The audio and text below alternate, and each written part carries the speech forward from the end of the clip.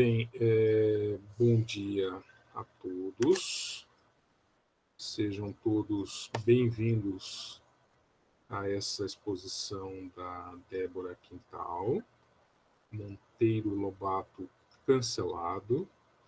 Eu queria agradecer novamente de coração a minha colega, minha amiga Débora, por essa oportunidade que ela está nos proporcionando aos alunos de Filologia do Português e também aos nossos convidados, né? Discutir um pouco mais sobre essa problemática do texto lobatiano nos dias de hoje, né?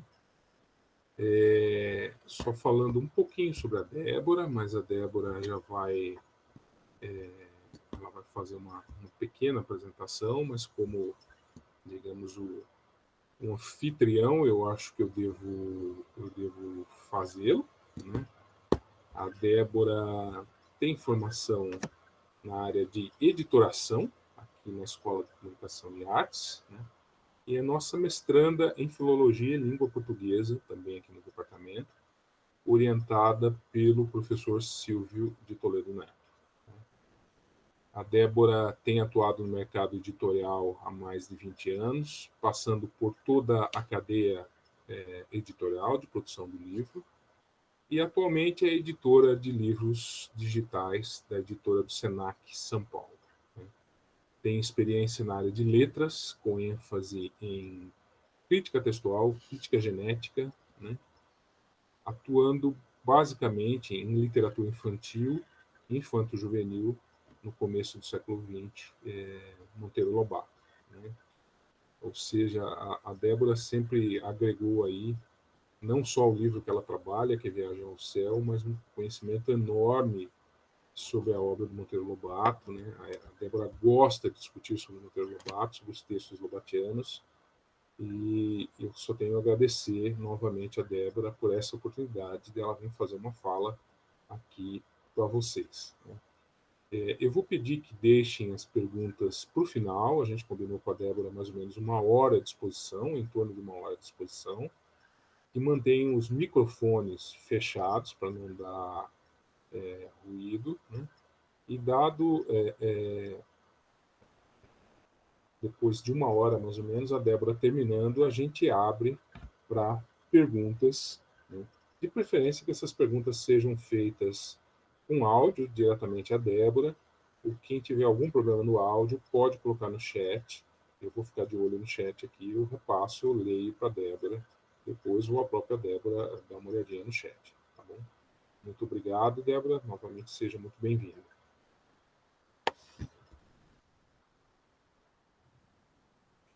Bom dia a todos. Primeiramente, eu preciso agradecer ao professor Marcelo pelo convite, agradecer aos alunos de Filologia e a todo mundo que tem interesse no tema Monteiro Lobato, que está tão em voga esses dias, com uma discussão bastante acalorada. Vou começar a minha exposição mostrando um pouco do homem Monteiro Lobato, depois do escritor, as polêmicas que ele está envolvido, como estão as obras sendo feitas atualmente, e vou levantar alguns pontos e algumas perguntas para deixar aí para vocês e para a gente da filologia discutir. Então, vamos lá. Primeiro, eu queria mostrar para vocês quem sou eu. Essa aí sou eu. Eu trouxe essa foto engraçada de eu vestida de Emília, porque eu acho importante falar que a pesquisa não precisa ser uma coisa sisuda, chata e monótona. A gente pode levar as coisas mais leve, mais na brincadeira. E então, por isso que eu trouxe essa foto para vocês. O professor já falou um pouco do meu currículo e da minha experiência, então eu vou só deixar a foto ilustrativa mesmo. E vou falar quem foi o Lobato. Lobato foi esse moço bonito aí, ó, que jovem. Ele jovem na faculdade de Direito, né? Então, Monteiro Lobato é natural de Taubaté, interior de São Paulo. Ele é formado em Direito pela Faculdade de São Francisco da USP. Ele nasceu José Renato Monteiro Lobato, mas mudou o nome dele para José Bento Monteiro Lobato quando ele tinha aproximadamente uns 12 anos, que ele ganhou uma bengalinha do avô dele com as iniciais JBML, e para não perder a bengalinha, ele preferiu trocar o próprio nome. O que esse homem foi na vida? Foi um monte de coisa, né? Empresário, advogado, adido comercial, promotor, escritor. Ele morou em São Paulo, Rio de Janeiro, Buenos Aires, Nova York.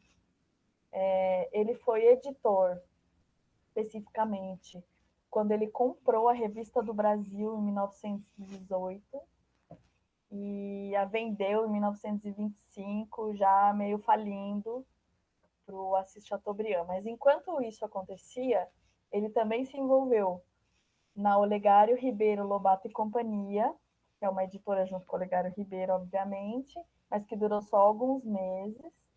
Na sequência, no ano seguinte, ele fundou a Monteiro Lobato e Companhia, e aí por uma questão técnica, que ele queria aumentar o parque gráfico ali no Brás. É que eu sou de São Paulo, vou falar tudo aqui perto, né? Não sei se vocês são daqui, mas vou falar mais ou menos aqui perto. Então, lá ali no Brás, ele quis aumentar o parque gráfico para poder imprimir mais, não só a própria obra, o Lobato foi editor de milhares de obras na época, e também durou um aninho só, porque faliu.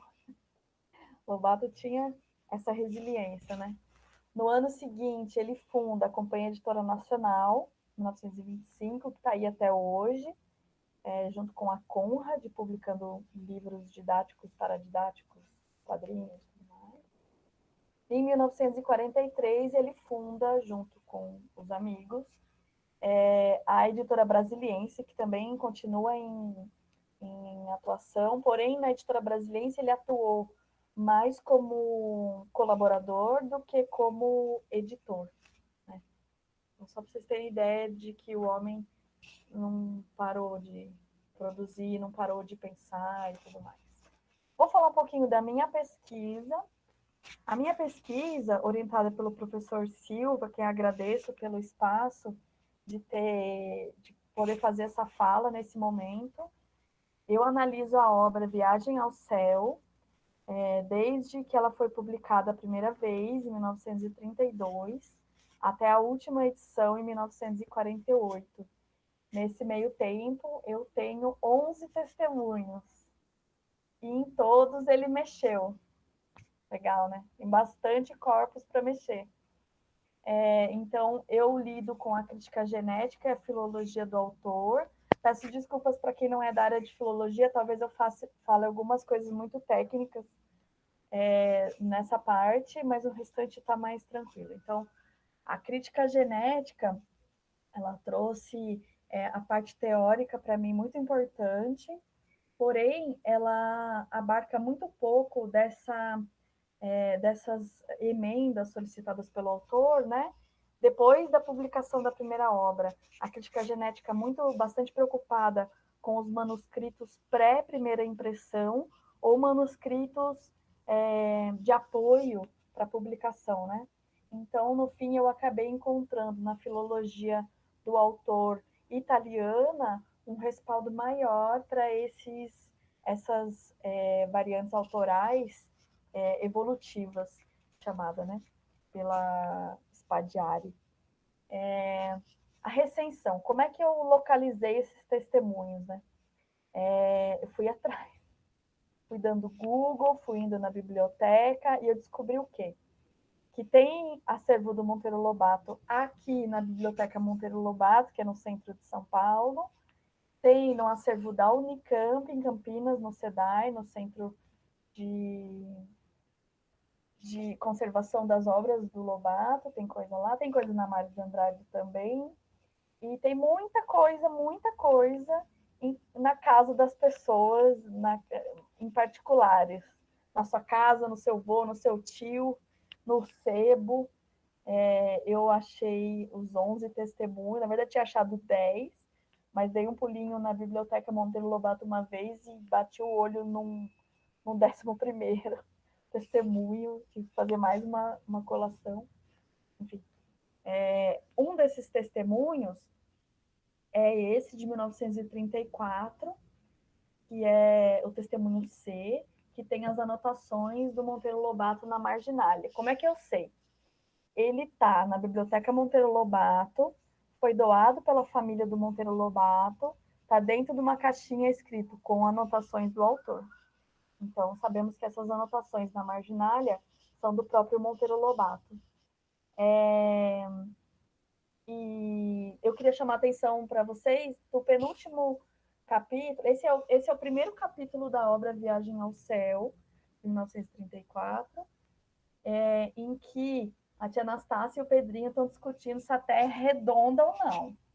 Veja que é uma discussão bastante atual, porém, já vou contar o que aconteceu com esse capítulo.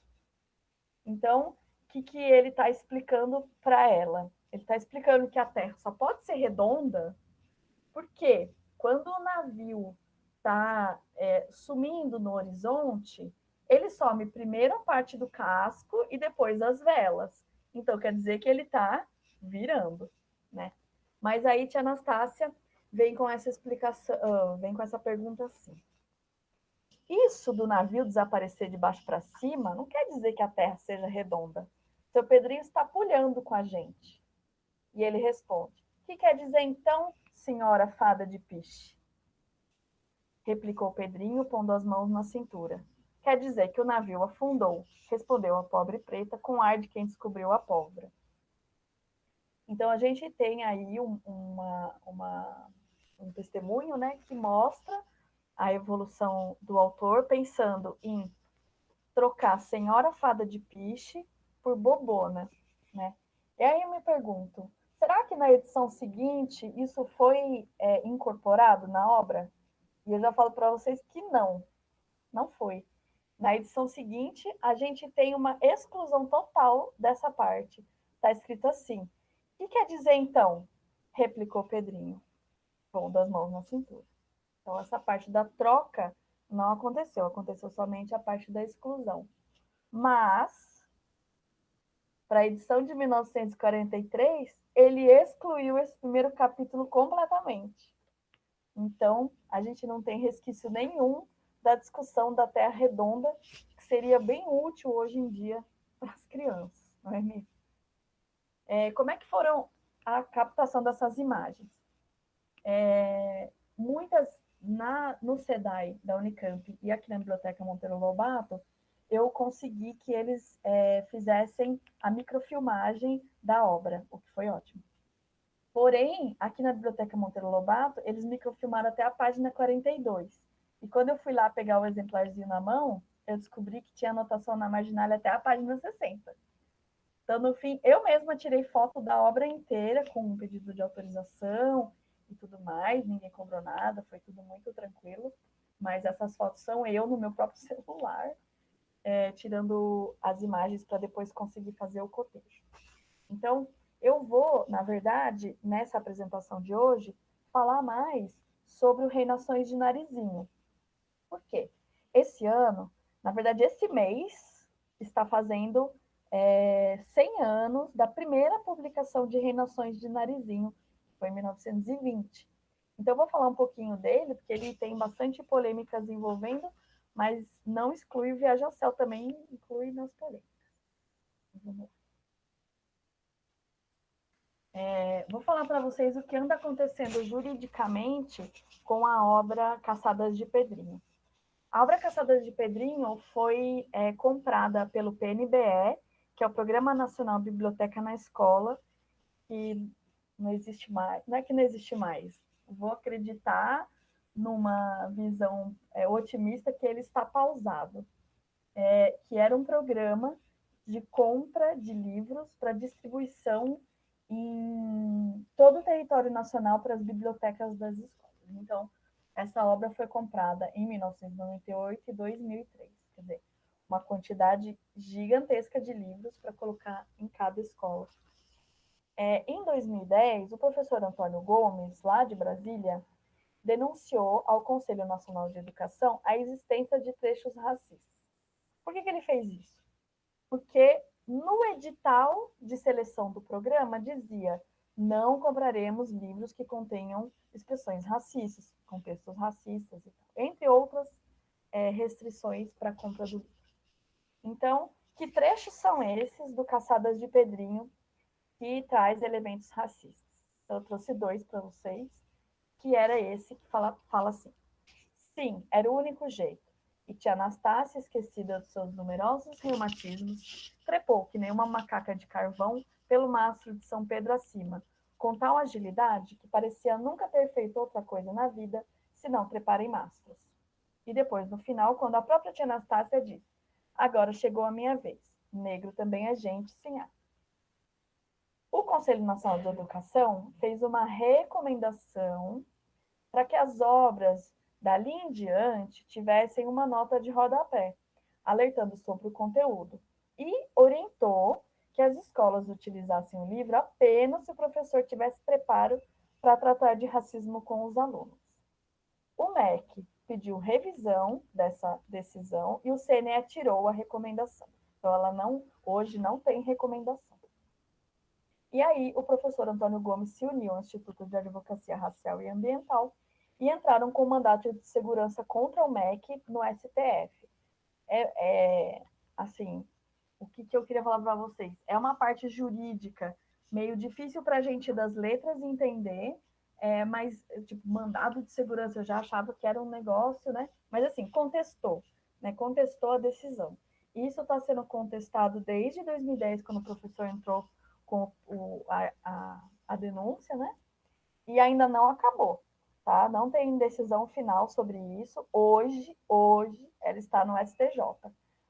Já passou pelo STF, o STF falou: não tem o culhão para decidir isso, quem decide isso é o MEC.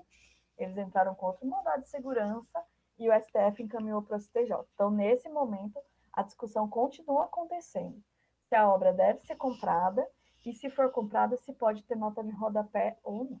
Deve ter, ou se é só um conselho.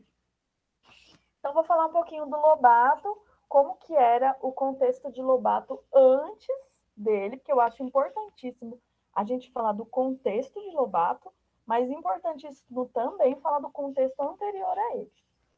Então, nos livros infantis do começo do século XX, não era comum haver personagens negros com a importância da tia Anastácia.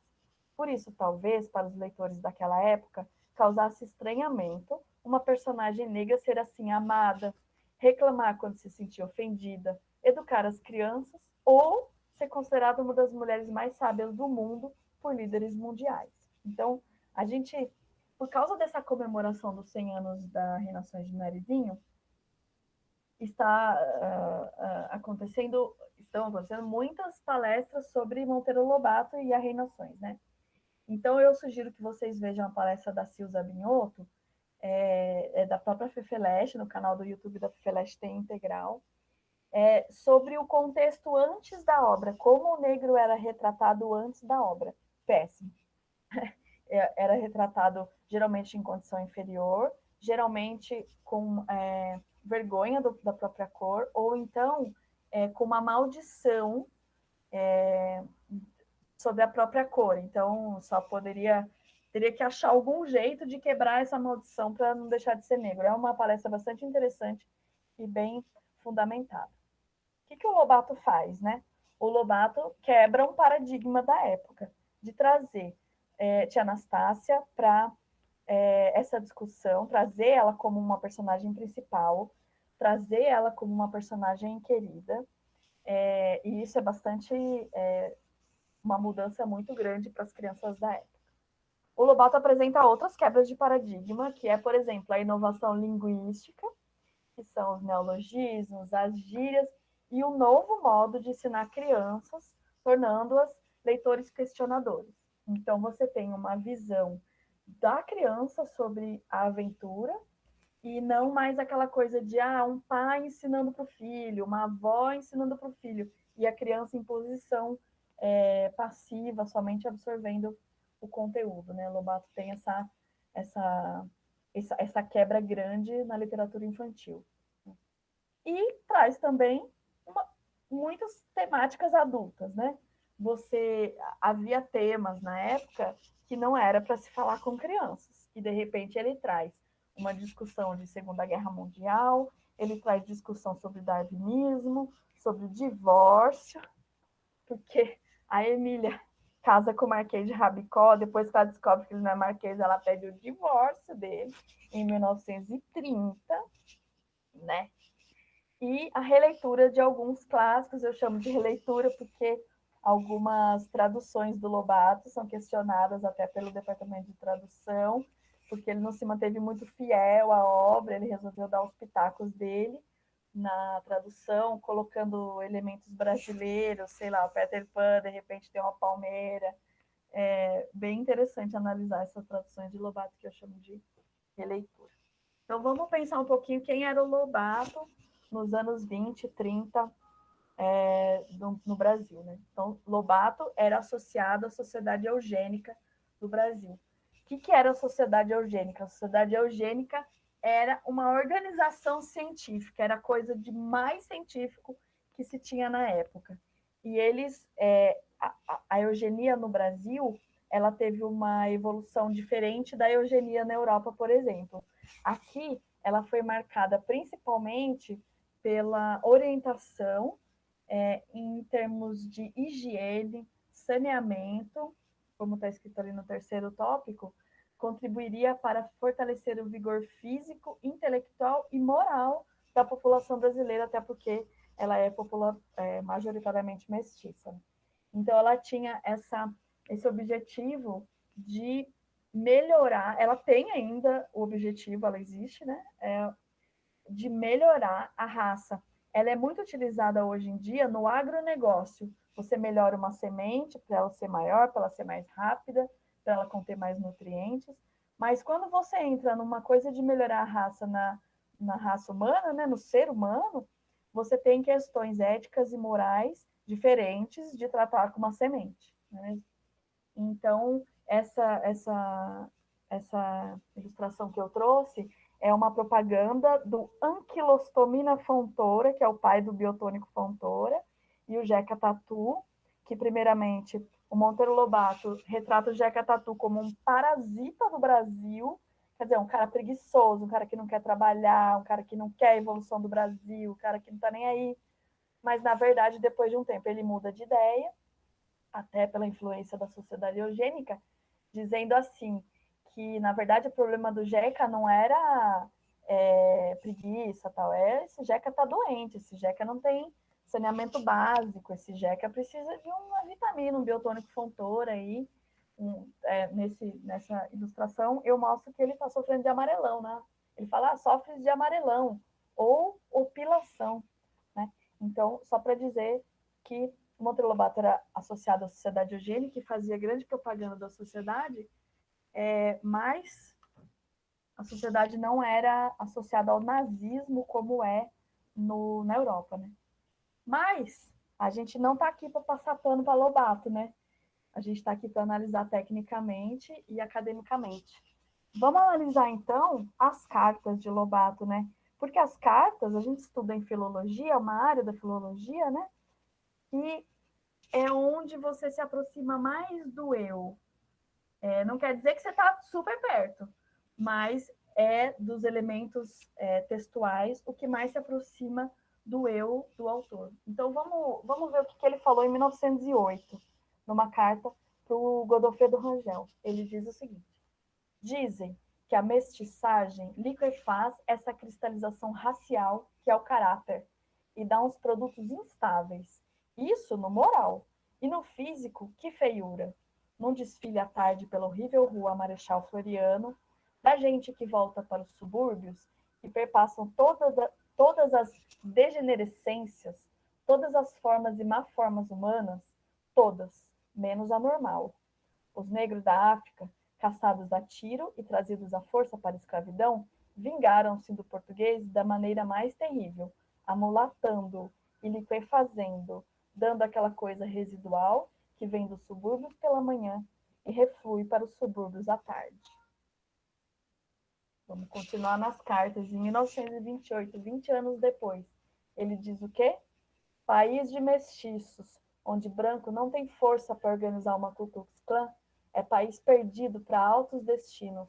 Um dia se fará justiça ao Ku Klux Klan. Tivéssemos aí uma defesa dessa ordem que mantém o negro em seu lugar, e estaríamos hoje livres da peste da imprensa carioca, mulatinho fazendo jogo do galego e sempre demolidor, porque a mestiçagem do negro destrói a capacidade construtiva.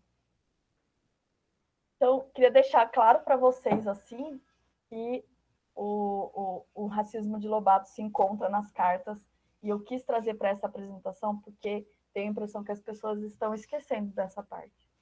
E aí, quando ele tenta publicar o livro O Choque das Raças ou o Presidente Negro nos Estados Unidos, ele reclama ao Godofredo Rangel, que é um amigo dele que trocou muitas cartas durante a vida, dizendo isso: meu romance não encontra editor, acho-no ofensivo à dignidade americana, errei vindo para cá tão verde, devia ter vindo nos tempos em que eles linchavam os negros. E aí, vamos analisar um pouco como que é essa obra Presidente Negro e o racismo, como que ele aparece nela, né? É uma obra para adulto, mas mesmo assim, vamos dar uma olhada. A gente tem essas frases. Solução medíocre. Estragou as duas raças fundindo-as. O negro perdeu as suas admiráveis qualidades físicas de selvagem e o branco sofreu a inevitável piora de caráter, consequente a todos os cruzamentos entre raças díspares. Se não contivermos de rédeas presas os dois monstros, o monstro da ebriedade negra e o monstro do orgulho branco, a chacina vai ser espantosa. O problema transcende a esfera política e torna-se racial. Nesse momento, não estamos aqui como sectários de Estado, sim como brancos afrontados pelos negros. Acima das leis políticas, vejo a lei suprema da raça branca. Acima da Constituição, vejo o sangue ariano. O negro nos desafia. Cumpre-nos aceitar a luva e organizar a guerra. Beleza. Claro que Lobato tinha essas ideias, pelo menos até 1928, mas eu queria saber, e muita gente se pergunta, será que esse racismo aparece na obra dele? Vamos dar uma olhada. Além daqueles trechos lá do Caçadas de Pedrinho que eu falei para você, da macaca, e do Sim, também é gente, eu vou apresentar 3 elementos, mas eu podia trazer outros mais, que são de Reinações de Narizinho, quando ele diz, quando a Emília diz, isso é fala da Emília. Também apresenta a princesa Anastácia. Não repare em ser preta. É preta só por fora e não de nascença. Foi uma fada que um dia a pretejou, condenando-a a ficar assim até que encontre um certo anel na barriga de um certo peixe. Então o encanto se quebrará e ela virará uma linda princesa loura. Depois, parece-me muito, também é na fala da Emília, tá? Parecem-me muito grosseiras e até bárbaras, coisa mesmo de negra beiçuda como tia Anastácia. Não gosto, não gosto, não gosto. Aí a gente tem um outro elemento de Viagem ao Céu, que é a obra que eu trabalho, como é que ela está hoje, né? Como é que chega hoje para as pessoas. Então tem essa frase que é assim: hoje sim, afirmou Emília, tia Anastácia está lagarteando, mas negra velha não tem o direito de repousar. Narizinho a encarou-a com olhos de censura. Malvada, então negra velha não é gente?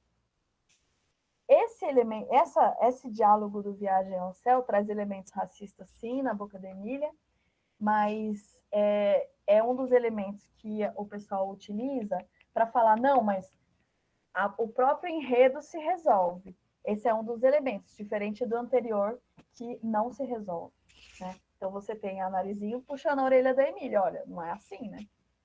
Então, e aí você tem, em Reforma da Natureza, ele falando, Dona Benta e tia Anastácia, as duas respeitáveis matronas que governam o sítio do Pica-Pau Amarelo. Fazendo o que nessa área? Colocando as duas em posição de igualdade. São duas respeitáveis matronas. Isso está na fala de um dos líderes mundiais que querem trazer a tia Anastácia para consultá-la. Então, você vê como há diferenças entre colocações da tia Anastácia. Agora eu vou começar a mostrar para vocês como é que a obra aparece hoje nas editoras, nas livrarias, como é que as editoras estão resolvendo esse imbróglio aí. Então, a editora brasiliense, que publica a edição de 1947, é essa de capa verde, que tem naquelas coleções completas, imensas, do Monteiro Lobato, que tem o texto original, né? Não tem nota de rodapé, não tem nada, assim como Lobato pensou em 1947. Coloquei essa capinha primeira, porque essa foi a primeira capa do Narizinho, a minha do Narizinho Requisitado, um livro grande, que já era uma grande inovação para a época, porque a maioria dos livros para criança eram pequenininhos, e branco e preto, e dele é grande, colorido, toda uma inovação técnica e de apresentação da obra, né? Então, aí você tem a obra original, nós estudantes de filologia, vamos geralmente ao original, né? O Lachmann já nos ensinou. Aí eu trouxe essa editora RGB, uma editora praticamente desconhecida, mas que lançou o volume único de Reinações de Narizinho, e eu achei interessante trazer ela, porque ela traz na folha de rosto a informação José Renato Monteiro Lobato. É a única que traz esse José Renato, e que aí colocou uma pontinha na minha cabeça. Será que ele mudou oficialmente o nome ou não? Tá aí uma pesquisa que abre, tá aí uma iniciação científica, um mestrado que podemos ir atrás, porque eu realmente não tenho certeza sobre isso, ou se alguém já pesquisou sobre isso.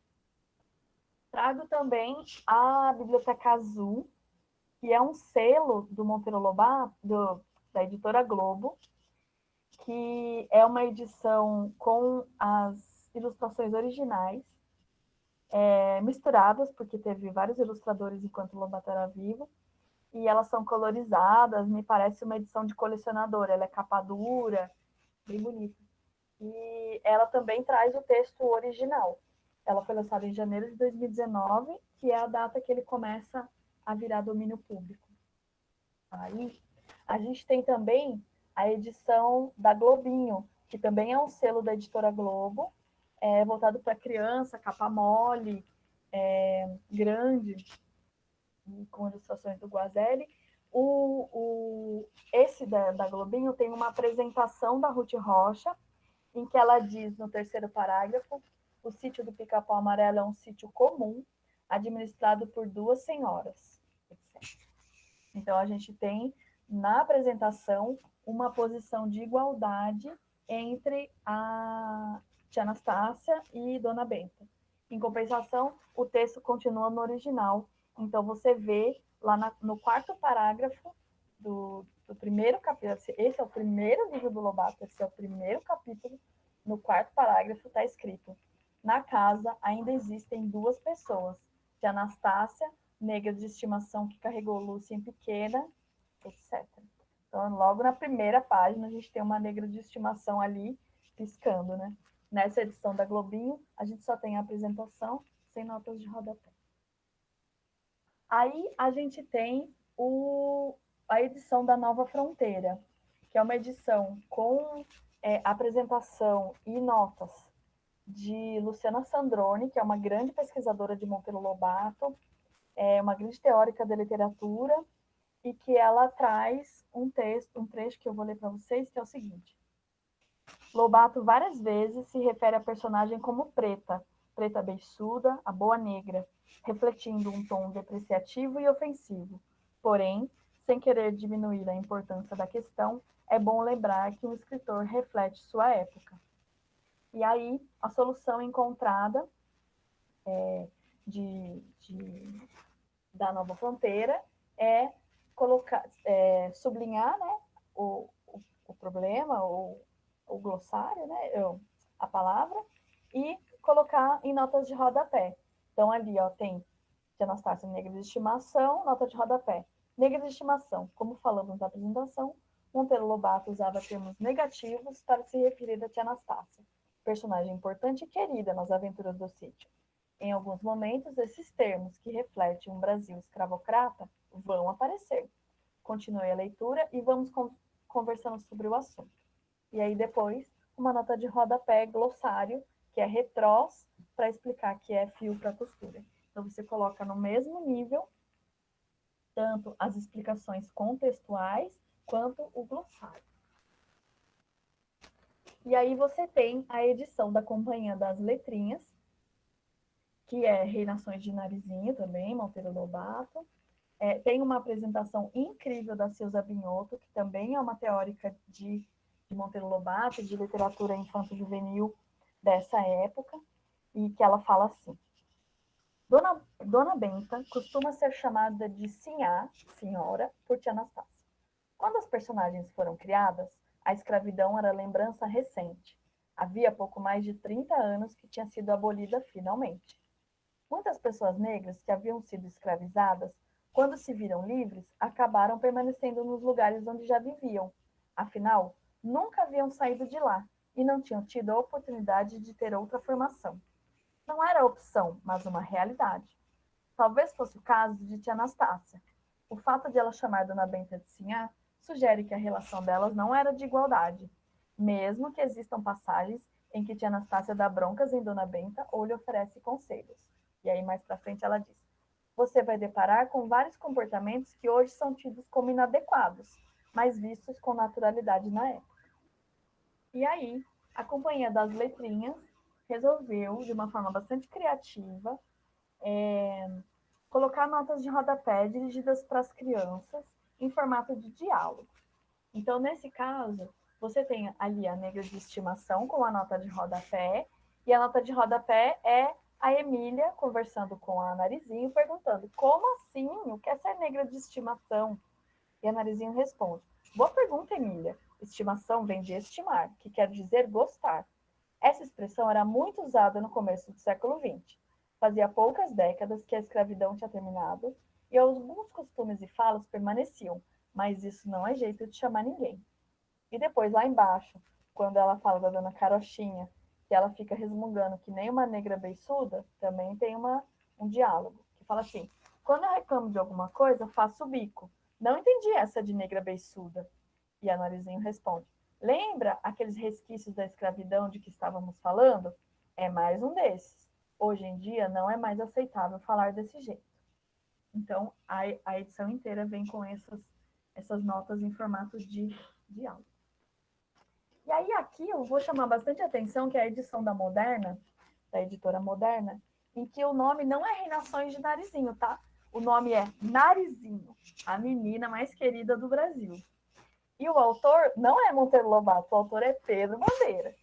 E ali embaixo está escrito: a adaptação da obra de Monteiro Lobato. Então já sabemos que não é a obra original, é uma adaptação feita pelo Pedro Bandeira. Tanto até o título ele mudou. E aí, na parte da negra de estimação, que ele coloca? Na casa ainda há duas pessoas, tia Anastácia, a velha cozinheira que carregou o narizinho em pequena. Você tem uma mudança no texto, especificamente, essa adaptação, né?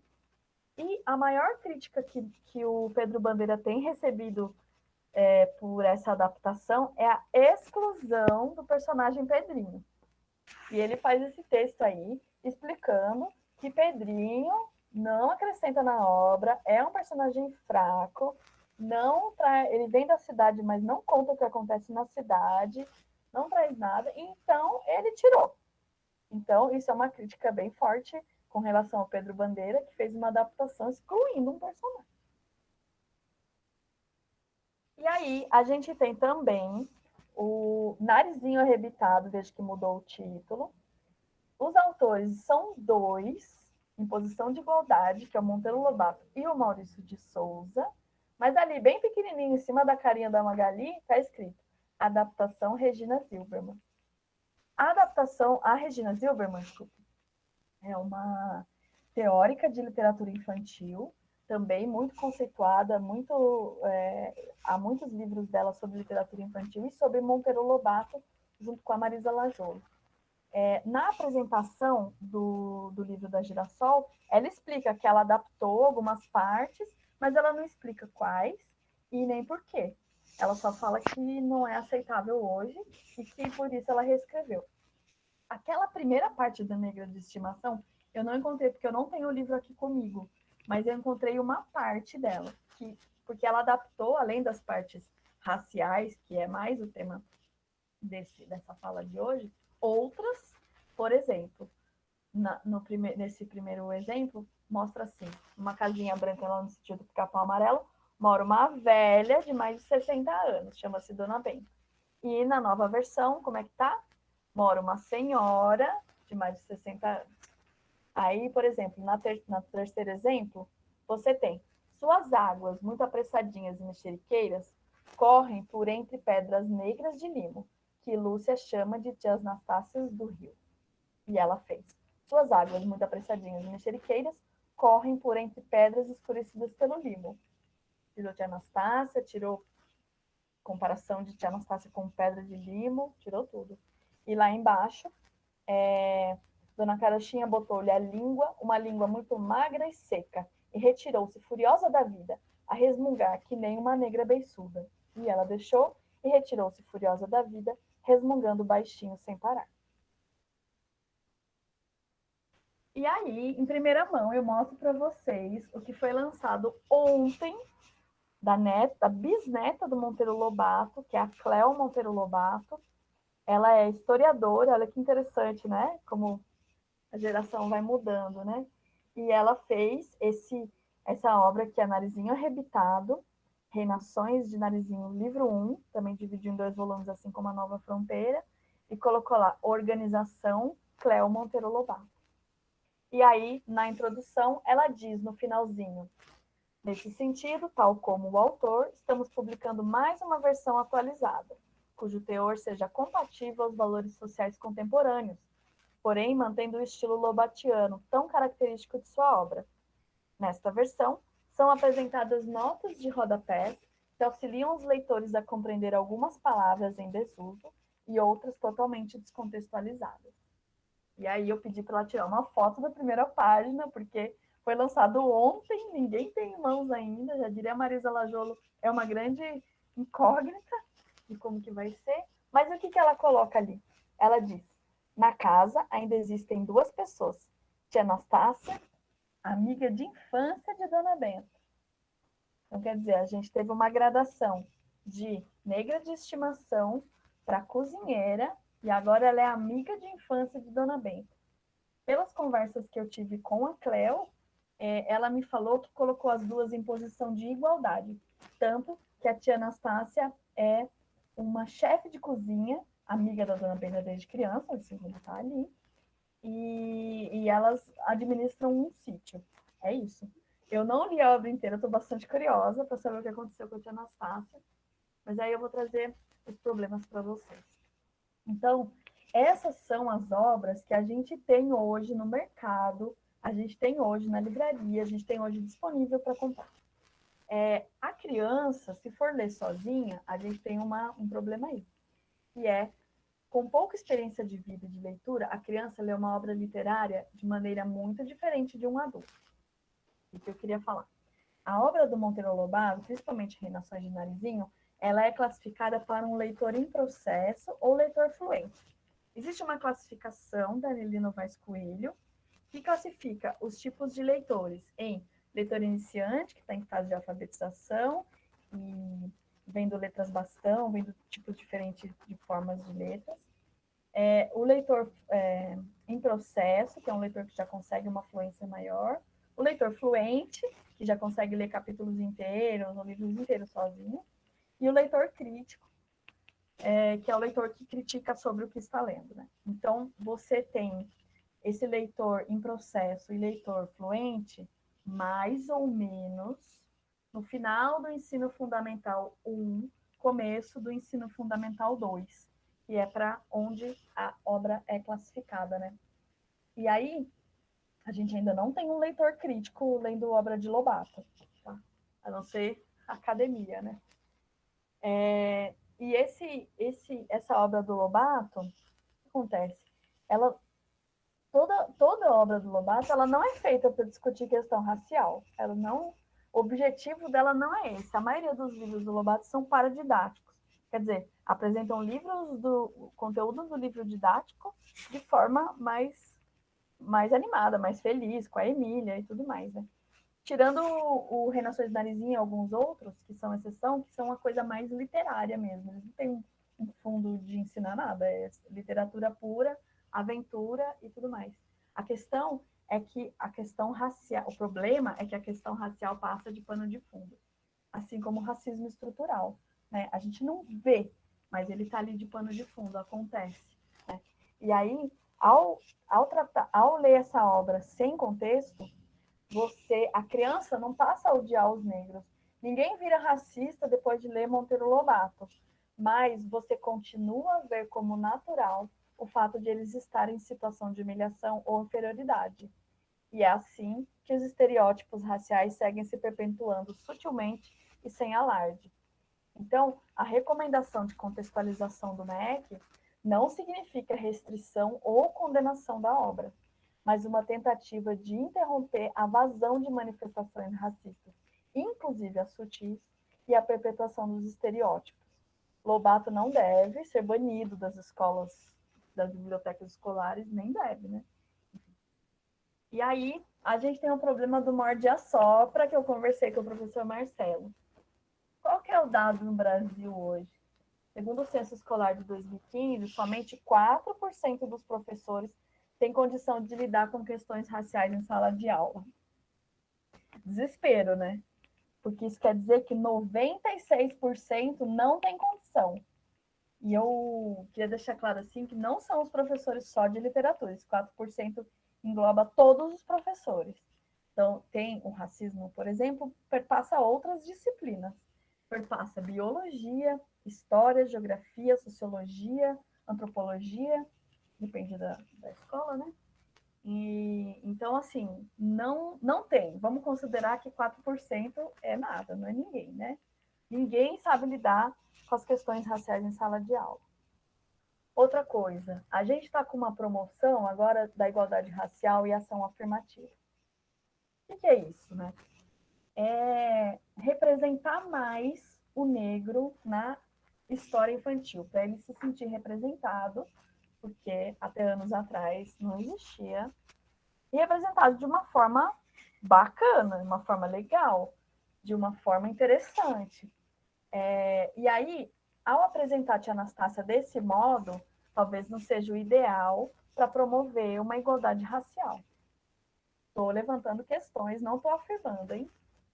E agora eu vou falar um pouquinho, rapidinho, já está acabando meu tempo, eu falo muito, das adaptações usadas em sala de aula. Gente, adaptação em sala de aula é usada já há muito tempo. Qual que é o objetivo de apresentar uma obra adaptada para criança? Que ela tenha contato com obras clássicas. Então, eu vou dar o exemplo para vocês do Charles e Mary Lamb, no século XIX. Eles pegaram Shakespeare, que é teatro inglês, eles também são ingleses, e adaptaram em contos para criança e para mulheres. Eles falam isso, para crianças e mulheres. Eles tiraram todos os elementos eróticos, eles tiraram todos os elementos que eles acham desnecessários para criança. Então, assim, a adaptação não é nada novo. Não estamos falando de, nossa, só pode adaptar porque é Monteiro Lobato. Não, isso já vem de muito tempo. Inclusive, os contos que os alunos leem hoje na escola é tradução desses contos do Charles e Mary Lamb, que são irmãos. E eu queria falar também das outras adaptações, por exemplo, feitas pela Disney. A gente conhece, né, muitos desenhos pela Disney, o que eles fizeram com os contos de fadas, por exemplo. Então, por exemplo, vou dar um exemplo aqui, vou soltar, tá? Mas tem muitos outros, toda a literatura infantil pode me ajudar mais. Mas é assim, o Pinóquio. Pinóquio era um menino extremamente mal educado, e respondão e tudo mais. E a Disney deu uma amansada nesse Pinóquio, que na verdade só queria virar um menino.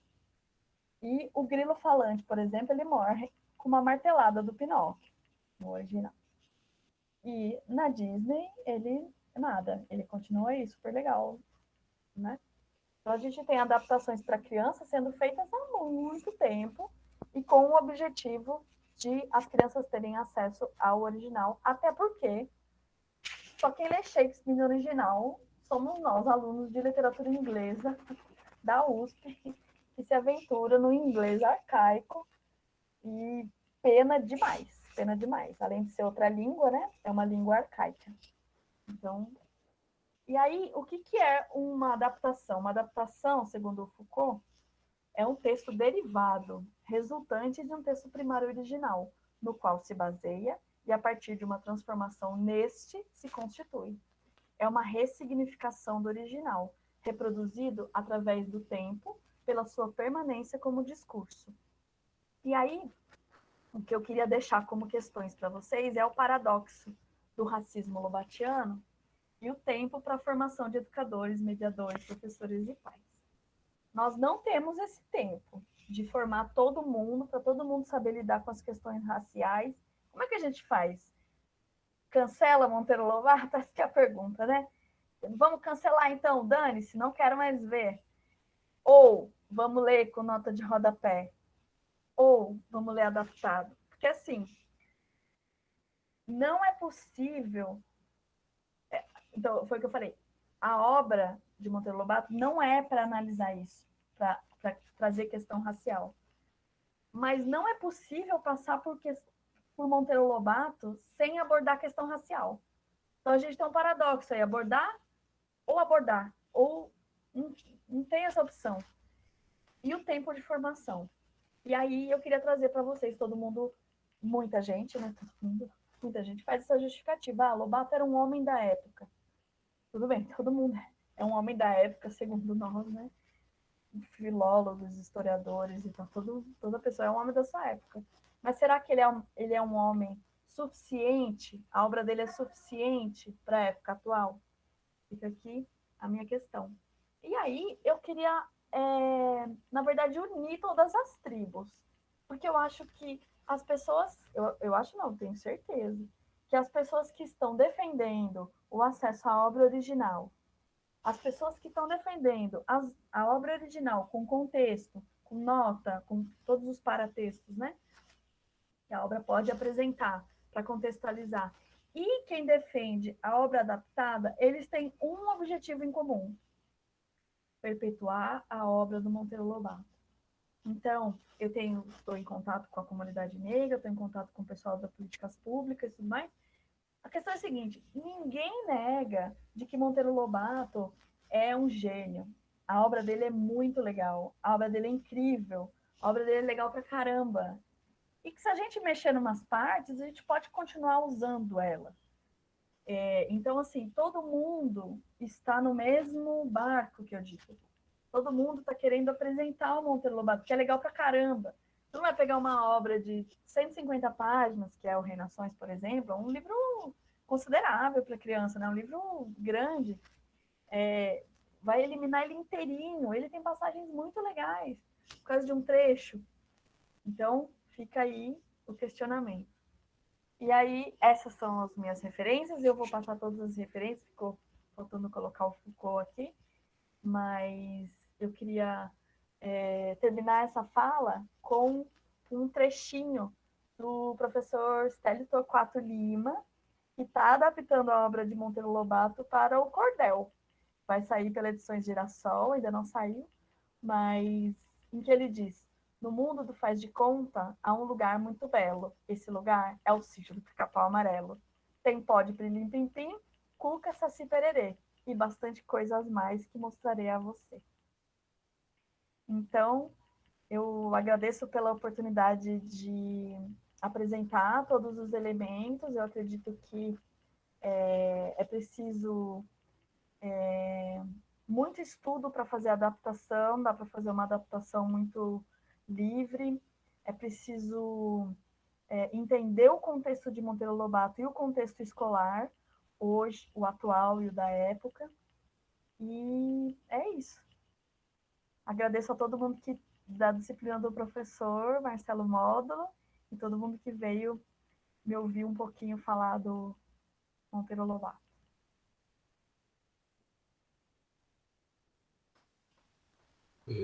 Bem, Débora, muito obrigado pela exposição, com tantos dados interessantes, com tantas considerações interessantes. Eu acho que, pelo menos no nosso quadro de filologia do português, isso já faz com que repensemos, talvez, algumas atitudes aí. Eu acho que os dados a porcentagem geralmente chamam a atenção, né? Quer dizer, elas nos colocam um cheque aí no sentido, em checkmate no sentido de o que fazer, como trabalhar isso, né?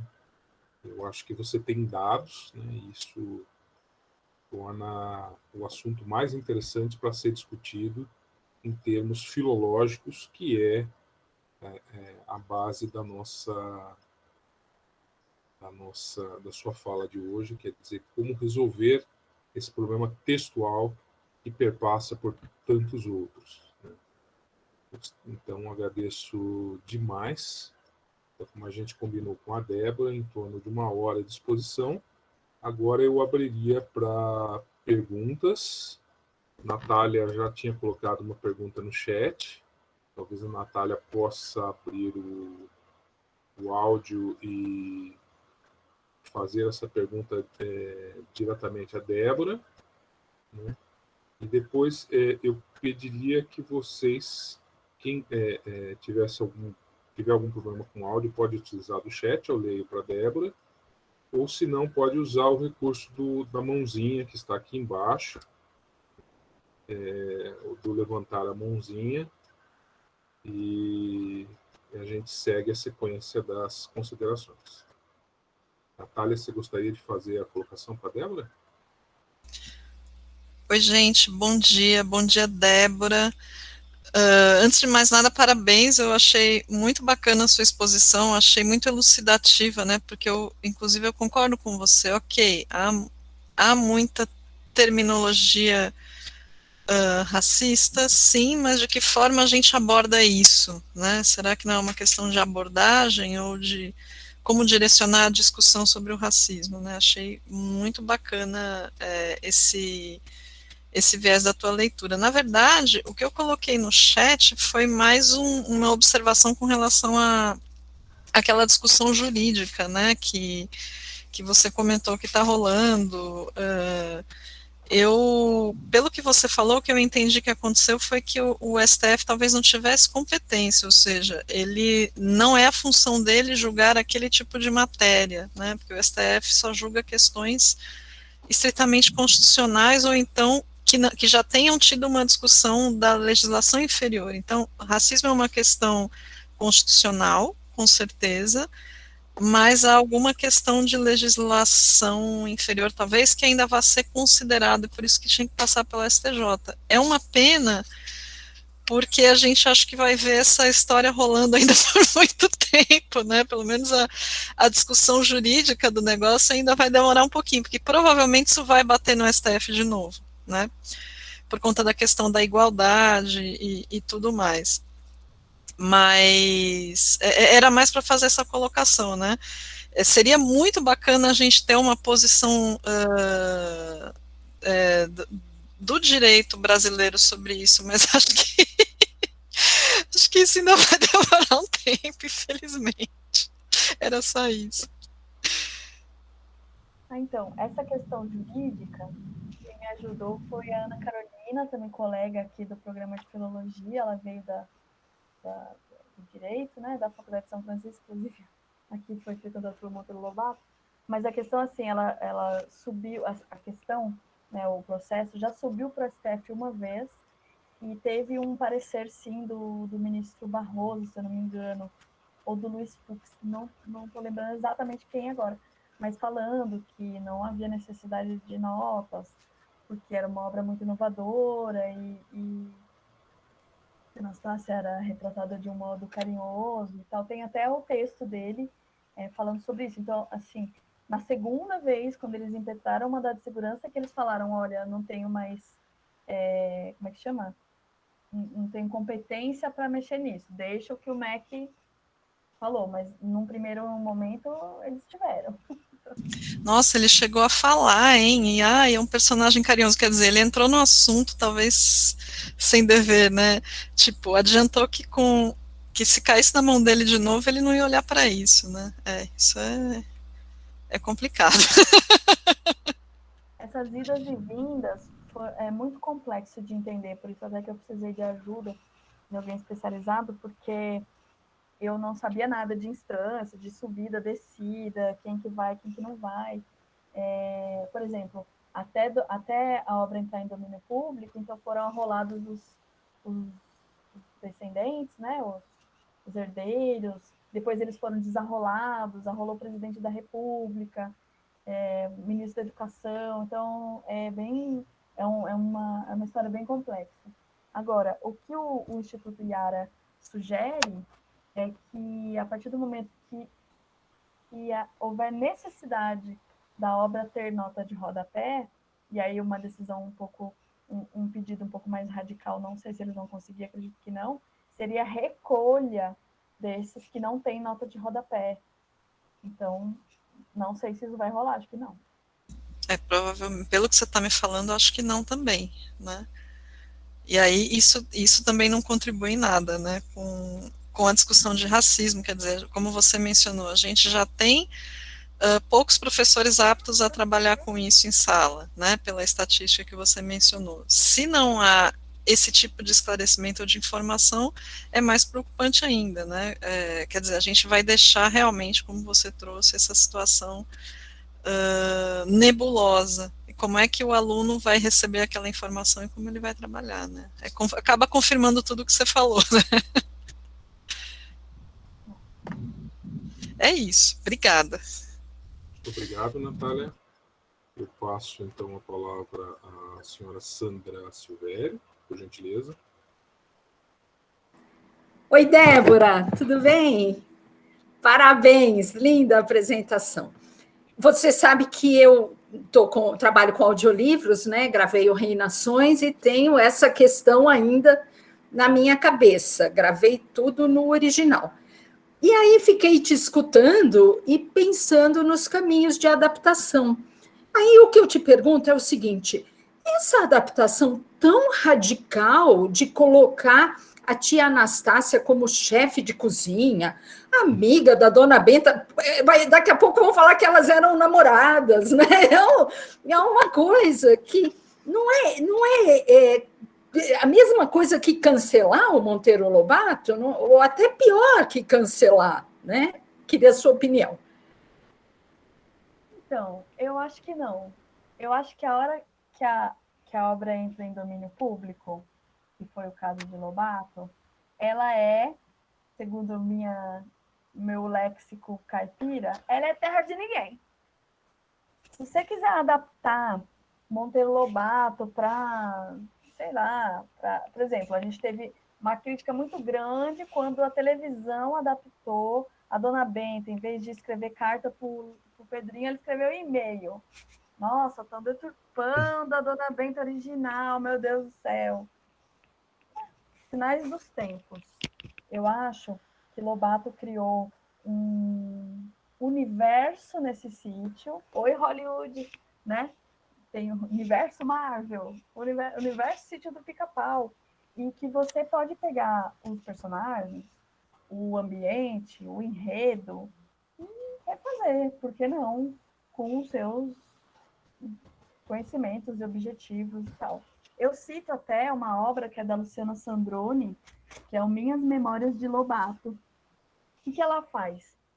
Essa obra é publicada pela Companhia das Letrinhas.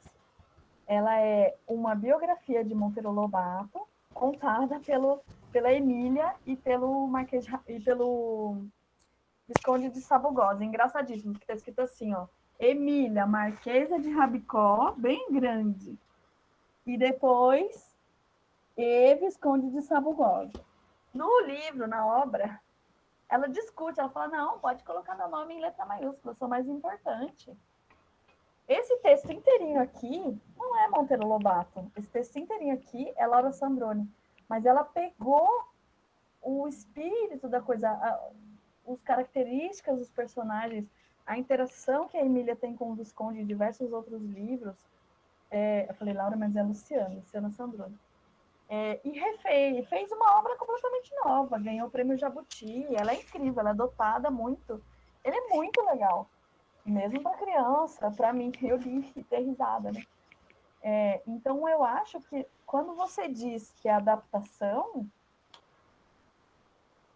é livre.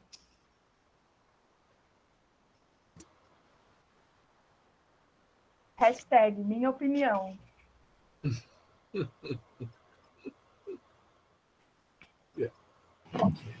Ok, muito obrigada. Eu que agradeço, Sandra. Helena, por gentileza. Oi, Débora. Bom dia, excelente explanação. Eu achei interessante a explanação, todos os apontamentos quanto a essa posição do Monteiro Lobato, já bem conhecida, a questão racial, só que é um contrassenso, ele, pelo ter relações de amizade, ter trocado muitas cartas com o Lima Barreto na época, ele era amicíssimo do Lima Barreto, e o Lima Barreto era negro, inclusive muitas das obras do Lima traz essa questão do racismo, porque ele vivenciou isso na pele, e até a relação dele com a sociedade também evidenciada, a Cara dos Anjos, Policarpo Quaresma, os problemas pessoais que ele tinha. Você chegou a encontrar em alguma das suas pesquisas, ou parte da sua pesquisa, algo relacionado a isso? Porque ao mesmo tempo que ele demonstrava um racismo, ele também valorizava um autor contemporâneo que era negro, né? Livro de cartas, né? O Monteiro Lobato, eu sempre digo nas palestras, ele era um caleidoscópio, assim, ele era muitas coisas ao mesmo tempo, como nós somos também. Mas ele era, além de ser um cara muitas vezes contraditório, ele era entusiasta. Então, se ele estava publicando Lima Barreto, eu não sei se ele tratava Lima Barreto bem por questões comerciais, ou se existia um apreço pelo escritor, porque, assim, a gente até comentei com o professor, o Lobato sempre foi um grande admirador do Camilo Castelo Branco, né? E depois de um tempo, ele começa a ser muito fãzoca do Machado de Assis. Então, né, o negro nas revistas, nos livros, já não era novidade. Então, você tem mesmo, por exemplo, a publicação de Negrinha, que é uma obra que denuncia um racismo, uma hipocrisia daquela senhora que maltrata a menina, em 1920, né, foi publicado, e depois, anos depois, ele está falando da Ku Klux Klan, entendeu? Então, assim, o que a filologia do autor italiana me ajudou a pensar? Cada obra, cada vez que ele refazia o texto, cada vez que ele emendava o texto, ele é uma pessoa diferente, como nós, né? Imagina, de quando ele tinha 30 anos para quando ele tinha 60, as convicções eram diferentes. Então, você classificar Monteiro Lobato como essas classificações que hoje são muito comuns, né? Direita, de esquerda, comunista, ou fascista, ou sei lá, qualquer coisa. Ele era meio que tudo, assim. Tipo, ele foi empresário, então ele era de direita, então ele contratava as pessoas, pagava pouco, não sei o quê. De repente, ele, antes de morrer, foi convidado pelo Partido Comunista do Brasil a se filiar. Então, você vê a mudança de pensamento dele conforme o passar do tempo. Isso é muito comum, muito comum. Quanto mais eu estudo Monteiro Lobato, mais eu achei ele fascinante por causa dessa questão dicotômica, assim. Obrigada, respondido.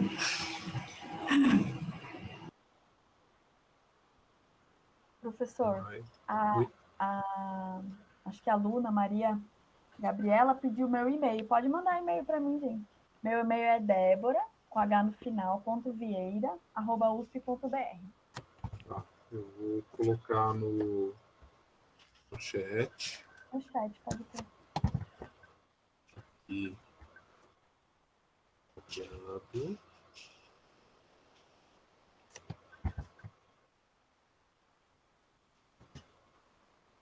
Para vocês terem ideia da contradição deste homem, na mesma obra Reinações de Narizinho, foi até discutido aí nas últimas palestras, ele coloca que Narizinho era cor de jambo. Nas primeiras linhas, ele fala que a Lúcia, que é Narizinho, era cor de jambo. E jambo é uma cor escura avermelhada, né? A fruta, né? E aí, lá pro final da obra, um personagem olha para Narizinho e fala: nossa, você com esses cabelos cor de ouro.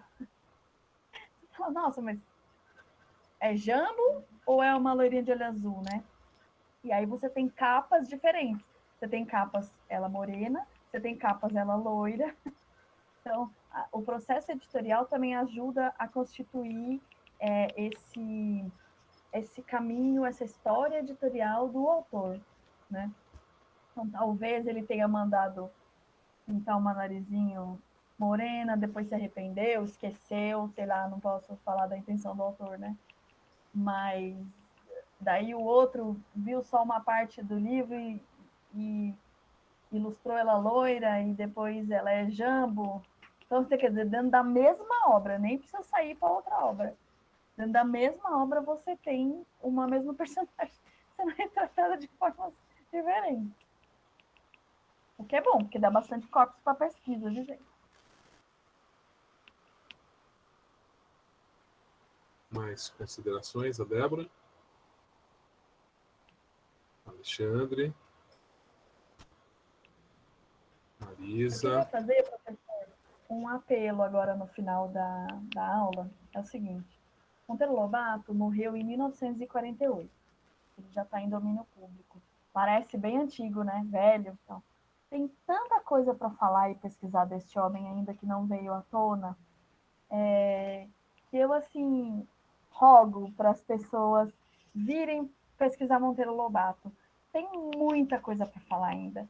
Tem muito livro perdido, muito livro esquecido, muita carta na Unicamp, muita carta aqui no IEB também tem muitas cartas. Dá para analisar Monteiro Lobato não só pelo viés da literatura infantil, que ele foi bastante famoso, né?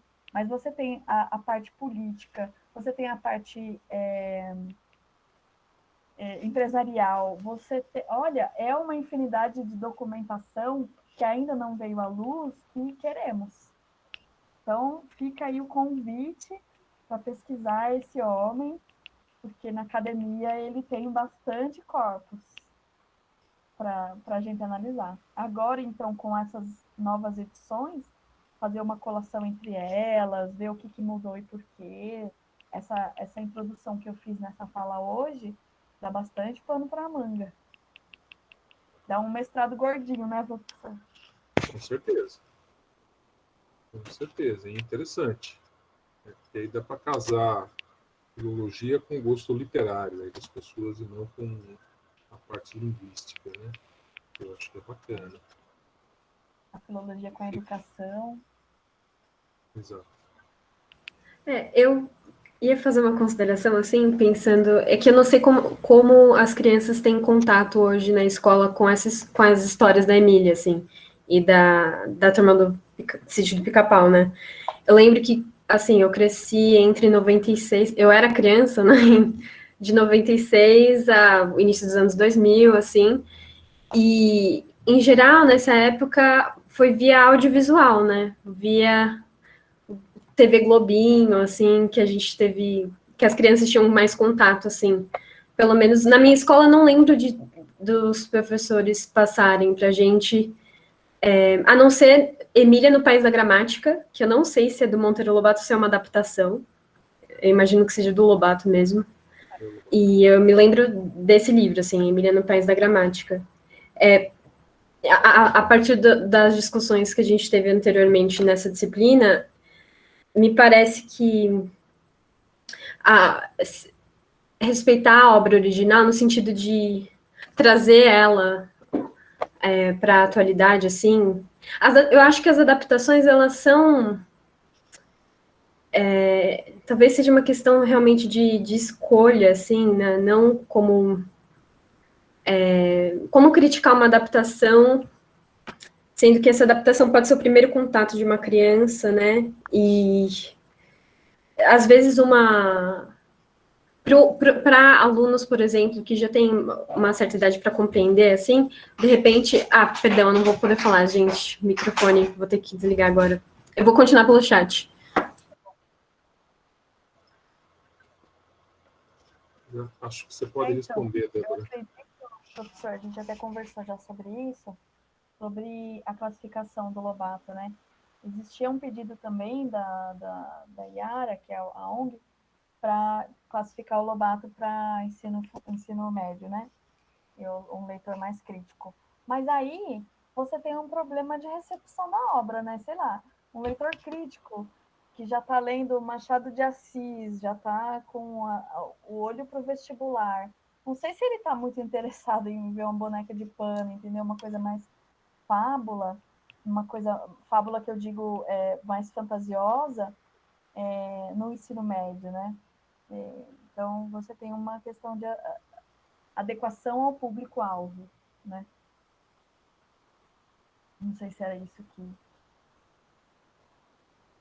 que a Lena queria falar, mas é um problema de adequação. Então, por exemplo, se a gente adequar para 14 anos, e aí a gente cancela o Monteiro Lobato na escola, com certeza, porque ele não vai ser adotado por professor de 9º ano, ou colegial, né, ou ensino médio.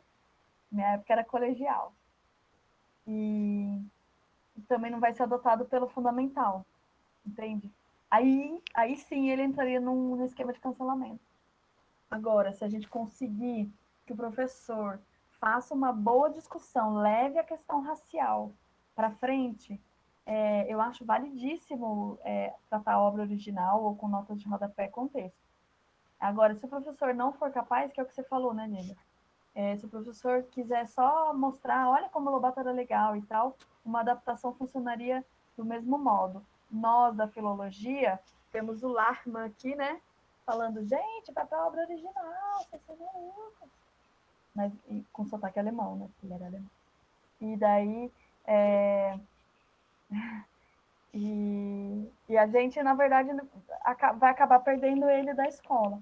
A gente já teve um gap muito grande de 2 gerações sem Monteiro Lobato na escola por uma questão editorial, da briga entre os herdeiros, e a editora Brasiliense era detentora dos livros e não tinha essa preocupação de deixar mais bonito, mais chique, mais não sei o quê, mais com cara da escola. E aí a gente tinha livros considerados antigos na escola, que eram livros em 2 colunas de texto, que não é bom hoje, considerado não bom para criança. Vocês viram os textos que eu mostrei, são todos textos corridos, né? Com ilustração no meio.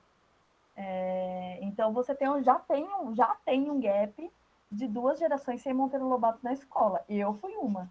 Eu não vi Monteiro Lobato na escola, não passou. Fui ver na faculdade.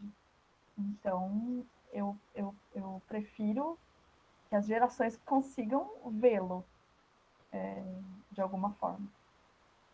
Ele parece ser muito importante, assim, porque, por exemplo, as novas gerações, elas estão tendo muito contato com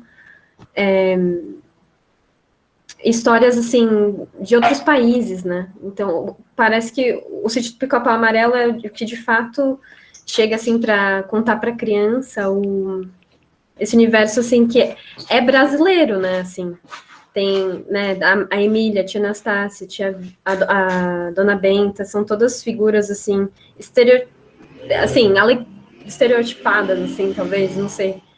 Esse é o problema também, né, às vezes, tratar desses estereótipos, assim, né, das figuras dessas matronas para a criança atual, assim, que, enfim, a configuração da família já é diferente hoje em dia também, né, mas, em certo sentido, eu acho que é realmente muito importante trazer essa história, assim, para mim foi muito rico, assim, lembrando, assim, de quando eu era criança e ter tido contato com essas histórias, musicado pelo Gil, sabe, Bananada de Banana, tudo bem, que aí já saímos de Monteiro Lobato um pouco, né, mas é incontornável, em certo sentido, no Brasil, assim.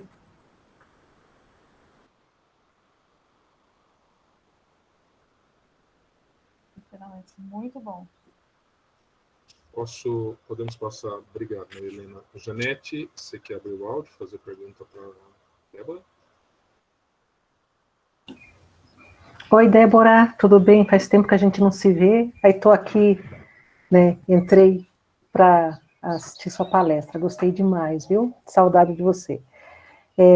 Só para fazer um comentário, eu sei que o fundo aqui é filológico, né? Mas como eu trabalho muito com educação, me chamou muito a atenção a sua colocação sobre a baixa quantidade de professores preparados para trabalhar com esse tema. Eu também, eu sou de uma geração aí anterior à sua, provavelmente, né, eu acho que sou mais velhinha aí um pouquinho, eu não tive contato com Monteiro Lobato na escola, e eu fui também ter contato muito depois, mas eu trabalho com ele no ensino médio, porque a gente vai trabalhar pré-modernismo, e eu fiz uma proposta com os alunos, né, nós lemos Negrinha, nós lemos o conto, até porque ele ficou um tempo na lista da Unicamp também, e nós fizemos um debate aí com o pessoal do ensino médio, segundo e terceiro ano, sobre racismo. Então, eu tenho uma reportagem de uma revista que eles recebiam no colégio, mais esse conto Negrinha, e foi interessante que eles começaram a falar das experiências deles de leitura do Monteiro Lobato desde a infância. Então, na verdade, foi aquela aula invertida que a gente fala, né? Eles prepararam e eles conduziram a aula. E o debate foi muito rico, tá? Queria fazer essa colocação. Mas queria saber, apesar do seu foco ser a área filológica, nesses contatos que você teve, o que você pensa, o que você chegou a ouvir, do que pode ser feito para que os professores consigam trabalhar com essa temática em sala de aula, porque quem já está no campo, já está em campo, é difícil, o certo seria fazer sempre reciclagem, né? A gente tenta sempre fazer isso. Mas o que pode ser feito, talvez em termos práticos de educação, inclusive utilizando o Monteiro Lobato, para a gente conseguir essa preparação dos professores? Oi, Janete. Obrigada pela pergunta. Algumas editoras, por exemplo, a FTD, que é uma editora voltada para a escola, né, principalmente para as escolas maristas, elas têm um guia de leitura para cada livro. Como lidar com aquilo, como promover em sala de aula, porque você me contou essa experiência rica, eu tenho uma experiência ruim para te contar de Negrinha, que é um professor que veio me contar que ele fez uma reescrita, eles pediram para o pessoal reescrever o final de Negrinha. E ali você teve uma parcela significativa da classe que depois, que a Negrinha não morria no final, a gente está contando spoiler, enfim, todo mundo sabe. Que a Negrinha não morria no final, mas que ela voltava para a casa dessa senhora anos depois e agradecia a senhora por ter maltratado ela, que ela tinha, sabe, obrigado coronavírus, obrigado por ter sido racista comigo. E aí a gente teve um problema estrutural forte, evidenciado por isso. O professor sambou no miudinho ali para fazer o debate em sala de aula, porque isso estava bastante enraizado nisso. Então, assim, eu acredito que se 96% não conseguem lidar com a questão racial, é melhor se apoiar nos paratextos dos livros. Então, você vai ter a notinha de rodapé, você vai ter a apresentação, você vai ter a contextualização do homem. Mas a dica que eu dou mais prática mesmo é ir atrás da editora, porque a editora tem uma linha de sugestão de aula. Mas aí, legal, entendeu? A sugestão de aula foi a reescrita e, de repente, o resultado não foi bom. Então, o professor teve que dar uma chacoalhada ali na classe. É uma questão difícil, não é fácil lidar com isso, principalmente com ensino superior, ou superior não, ensino do médio, né? Em que eles são bastante questionadores e impositores e canceladores, sim ou não, tudo muito dicotômico, né? E a gente tem uma área cinzenta aí boa para explorar.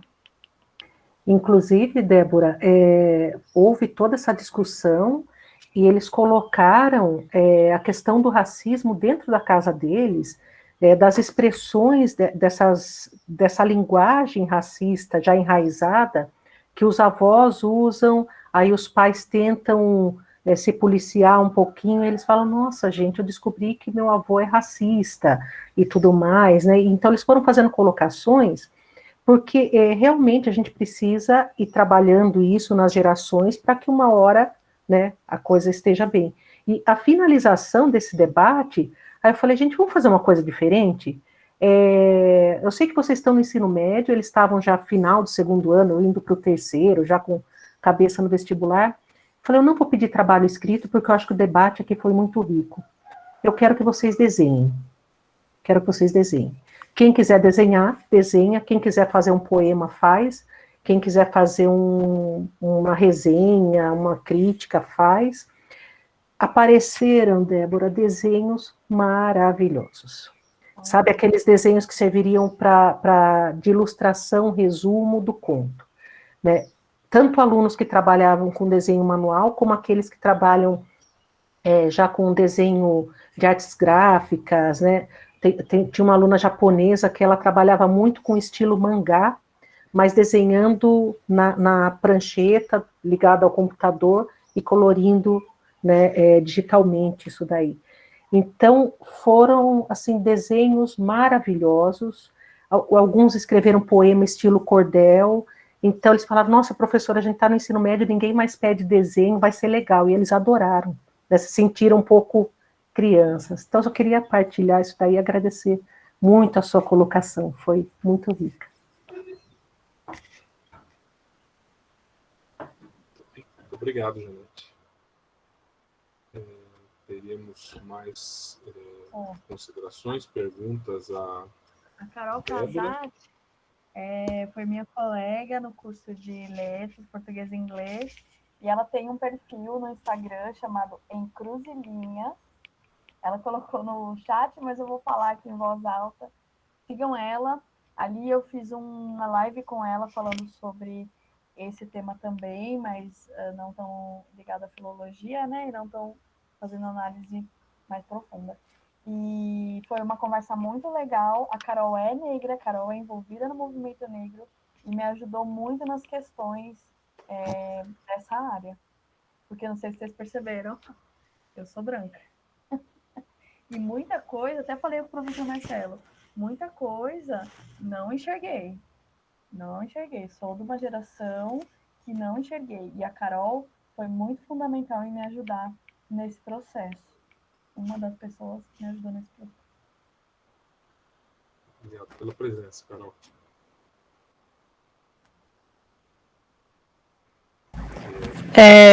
Eu fiquei com uma dúvida em relação, na verdade, à sua linha, né, de pesquisa, que você fala que não usa muito a crítica genética, mas usa a filologia do autor. Você poderia falar um pouquinho mais dessa diferença entre as duas, se tem?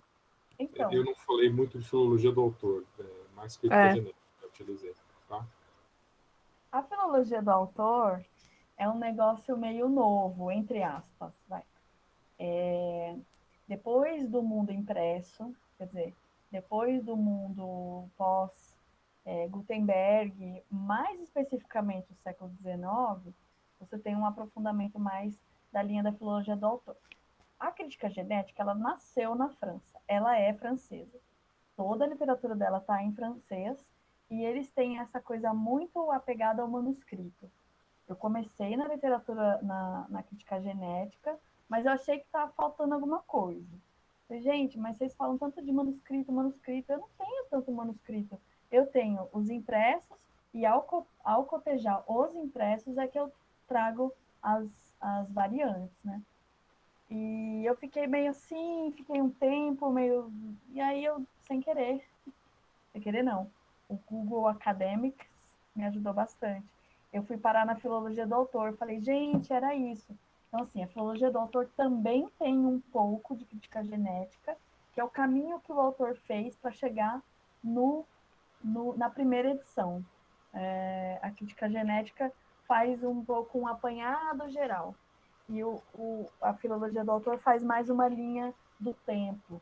E ela me ajudou, principalmente nas terminologias da modificação do impresso. Porque eu tive a impressão que a crítica genética não é tão aprofundada, igual a filologia do autor, nas terminologias do impresso. Como eu venho da editoração, e lá a gente lida muito com o livro impresso, né? A gente enfim, o curso todo basicamente é isso, a gente, eu fiquei mais confortável com a terminologia da filologia do autor, que é italiana, que vem lá do Stussy, mas o Stussy também ainda é... E o professor pode falar melhor disso. Mas achei que coube melhor para mim. Eu posso te mandar os textos. Obrigado. Vou falar um pouco disso da filologia do autor, a diferença da crítica genética, no COPED, que vai começar semana que vem, né, professor? Já podemos fazer uma propaganda. Opa, dia 14, dia 15, é o nosso colóquio de pós-graduação. E nós temos vários trabalhos sobre filologia aí que vocês podem... Estavam pedindo inscrição como ouvinte, mas acho que dá para... precisava ter alguma coisa ligada à iniciação científica e tal, né? Mas se não for possível, a Débora depois pode passar alguma indicação de leitura para a gente, alguma coisa nesse sentido. Muito bem. As considerações. Meninas, Paulina, Júlia, Alê, Fabi. Quero parabenizar a Débora, assim, muito carismática, ficaria horas te ouvindo. Parabéns. E assim, dizer que a gente tem uma questão que ela é educacional, né? Porque a criança vai ler a fábula do Monteiro Lobato, Narizinho e tal, é uma fábula para a criança entender, mas o preconceito está ali. A gente pode estar literariamente semeando o preconceito de uma maneira sociológica. Isso já é um conflito.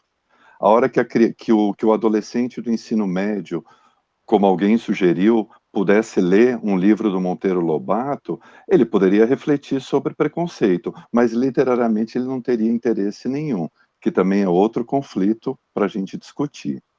Depois tem uma questão que é editorial, né? A quem vai interessar tirar essas doses daquilo que hoje a gente considera no mundo moderno como sendo preconceito, e a quem eventualmente poderá interessar uma obra que acentue o preconceito, por alguma razão.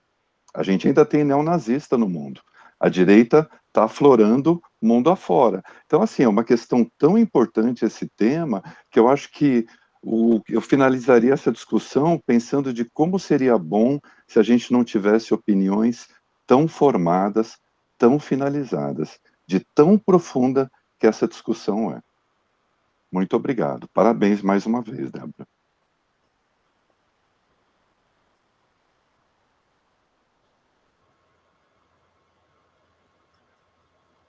É isso. Eu acho que a gente pode discutir as questões, né, com respeito, sem precisar cancelar ninguém, nem ser desrespeitoso com as opiniões divergentes, porque, como eu disse no final da apresentação, eu acho que elas têm um objetivo comum, que é manter viva a obra do Monteiro Lobato. Então, peço encarecidamente a ninguém me cancelar. É muito ruim ser cancelado, já fui algumas vezes. Porque às vezes a discussão na rede social não consegue aprofundar igual uma apresentação como essa. E aí fica o dito pelo não dito, fica uma parte, a pessoa só vê uma parte, e eu saio de maluca. Então, fica aqui minha exposição mais complexa e mais completa da minha visão sobre a obra do Monteiro Lobato atualmente.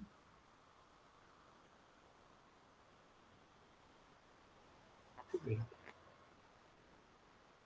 Não tiver mais considerações, eu agradeço novamente imensamente a Débora por essa belíssima exposição, por colocar aí algumas, como dizem lá no interior, alguns caramingués nojentes aí, para fazer pensar um pouco mais essa questão da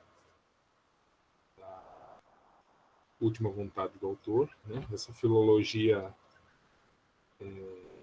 lachmanniana, né? Essa filologia como a gente brincou ontem, positivista, né? Até que ponto a gente segura uma coisa, a partir do momento que você tem dados estatísticos aí que mostram uma realidade um pouco diferente. Quer dizer, como trabalhar esse conjunto de dados, né, dentro dessas possibilidades. Né?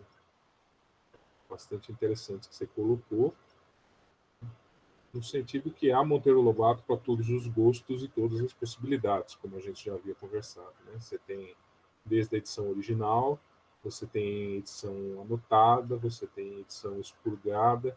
Quer dizer, isso vai depender de um conjunto, né, do educador, da pessoa que está recomendando o livro, da pessoa que possa trabalhar nesse conjunto, para saber trabalhar essas questões de uma forma mais tranquila, né, de uma forma mais aceitável. Né? Mas o que dá para entender é que parece-me que a obra é maior do que isso. Né? Então, como você falou, a gente não pode apagar Monteiro Lobato, né, como a Marilena, acho que foi a Marilena que apontou, isso ele fala na Barca de Gleire, Marilena, né? Que as crianças no Brasil não têm literatura brasileira, que é tudo importado. Isso ele fala na correspondência com o Godofredo Rangel, né? Então, apesar dele ser muito direto e franco em alguns momentos da Barca de Gleire, como até a Débora colocou no outro horário, qual o livro que ele mais gostava, ele disse que era o que mais lhe deu dinheiro, né? Quer dizer, ele chega a falar em alguns momentos na Barca de Gleire que ele estava pegando um veio, né? Se bem eu me lembro, que não foi bem explorado em termos do Brasil. Então ele tinha essa questão de financeira, ele sabia que ele estava fazendo um projeto que ele ia lucrar com isso também, né? A questão de dinheiro. Ele era uma pessoa, como a Débora colocou, uma pessoa bem... não tinha gosto de isopor, né? A gente não pode dizer isso dele. Né? Ele defendia as coisas dele, né? Mas ele fala dessa importância, né? De se criar uma literatura nacional, de tentar fazer uma literatura brasileira nacional, infantil nacional, para que nossas crianças parem de ler essas importações. Né? Se tinha um fundo aí financeiro por trás, não sei até que ponto dá para medir com umas linhas de cartas, né? Mas ele tinha essa preocupação que é interessante realmente, né? E como que a gente trabalha tudo isso, né? Então a gente teve uma aula aí bastante legal nesse sentido, uma posição muito bacana nesse sentido. Muito obrigado a vocês, muito obrigado a Débora. Eu vou só desligar a gravação. Eu que agradeço, professor. Eu remeto a vocês